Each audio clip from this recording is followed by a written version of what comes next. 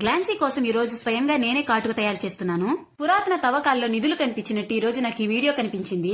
నిజానికి ఈ వీడియో తీసి 2 నెలలు అవుతుంది, కానీ పోస్ట్ చేయడానికి నాకు టైం ఇప్పుడు కుదిరింది. మీ అందరికీ తెలిసిన విషయమే, ఈ మధ్య రీల్స్ లో కూడా చెప్తున్నారు కాటుకల్లో కెమికల్స్ కలుపుతున్నారని. అందుకే గ్లాన్సీ కోసం కాటుక చేయడానికి స్వయంగా నేనే రంగంలోకి దిగాల్సి వచ్చింది.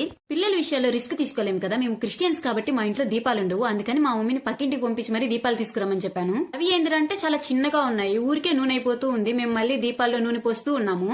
ఒకవేళ మీరు ఇంట్లో కాటుక చేయాలనుకుంటే మాత్రం మీరు కొంచెం పెద్దగా ఉన్న దీపాలు తీసుకుంటే బెటర్. మా అమ్మకి ఇలా కాటుక చేస్తారని తెలియదు కాబట్టి ఏంది ప్లేట్ ఇలా నల్లగా మాడిపోయింది అని భయపడిపోయింది.